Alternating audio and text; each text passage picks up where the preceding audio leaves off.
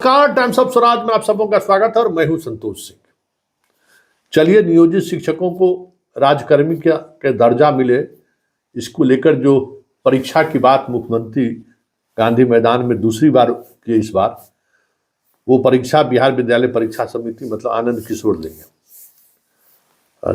शिक्षा विभाग ने इसके लिए अधिकृत कर दिया, लेकिन बड़ा सवाल यह है कि आनंद किशोर द्वारा आयोजित कई परीक्षाओं में पास शिक्षक अभी नियोजित हैं, फिर बीपीएससी से भी पास मतलब क्वालिफाइंग मार्क्स से ज़्यादा मार्क्स लाने वाले लोग भी शिक्षक हैं। तो इतनी सारी परीक्षाओं को पास करने वाले को फिर ये एक अलग से परीक्षा लेने का क्या मतलब है। वैसे कल इस पर पूरी विस्तृत तौर पर इस खबर को बनाएंगे कि भाई मतलब क्या है, सरकार क्या चाहती है और सरकार का मंशा क्या है, और इसको एक मुहिम के तहत हम लोग अभियान चलाएंगे। शायद के पाठक रहते तो के पाठक से जो 1-to-1 बातचीत थी, उस बातचीत में एक ये भी बातचीत थी कि भाई जो बीपीएससी से जो परीक्षाएं लिया गया है, बीपीएससी जो परीक्षा लिया है, उस परीक्षा में जो लोग शामिल हुए, नियोजित शिक्षक शामिल हुए, जो कट ऑफ मार्क्स है, उस कट ऑफ मार्क्स में मतलब क्वालिफाइंग मार्क्स से जो ज़्यादा मार्क्स लाए हैं उनको परीक्षा देने से डिबार कर दीजिए। भाई वो ऑलरेडी आपका टैलेंटेड टीचर लोग हैं।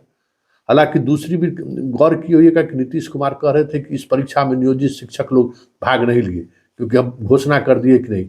ये गलत जानकारी मुख्यमंत्री को दिया है। यही देखिए, यही इसलिए हम बार बार कहते हैं कि मुख्यमंत्री तक सही जानकारी नहीं मिल पा रही है।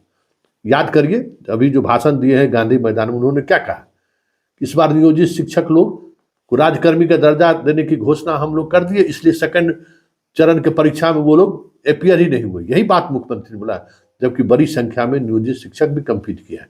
अब ये सूची उनको नहीं दी गई है। तो ये बहुत सारी चीज ऐसी है जो सरकार और जो पदाधिकारी हैं वो दोनों इन सब चीजों को मतलब पता नहीं, अब परीक्षा लेंगे तो परीक्षा फीस होगा, हजारों करोड़ों रुपया कमा लेंगे, ऐश करेंगे फीसे का पैसा लेके।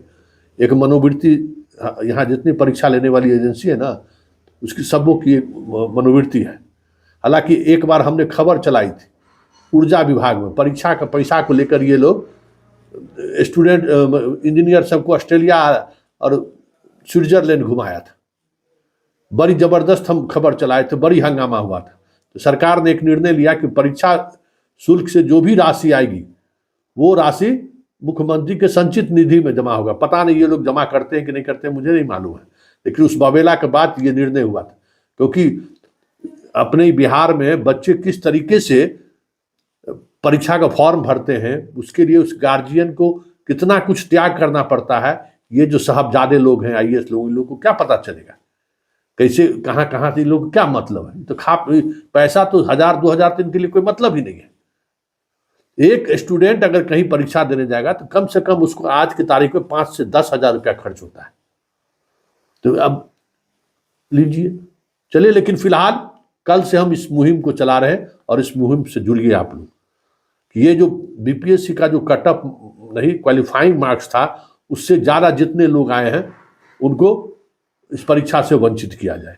फिर एसटीईटी जो पास हैं उनको भी इस परीक्षा से वंचित किया जाए, क्योंकि ऑलरेडी ये परीक्षा बिहार विद्यालय परीक्षा समिति के द्वारा लिया गया है। उस परीक्षा में ये सारे लोग पास, और हम आपको दावे के साथ कह सकते हैं कि मुख्यमंत्री तक ये सारी जानकारी इन लोगों ने नहीं पहुंचाया होगा। हम दावे के साथ कह सकते हैं। इसलिए सब लोग मिलकर ये लड़ाई लड़ने की जरूरत है कि भाई उससे बड़ी परीक्षा पास करके हम लोग नौकरी में आए ना, एसटीईटी पास किए, टीईटी पास किए, तो फिर ये परीक्षा देने की क्या जरूरत है। जो लोग कोई परीक्षा नहीं दिए हैं उनका परीक्षा लीजिए, बाकी जो लोग परीक्षा से आए हैं उनको आप सीधे तौर पर राजकर्मी घोषित कीजिए।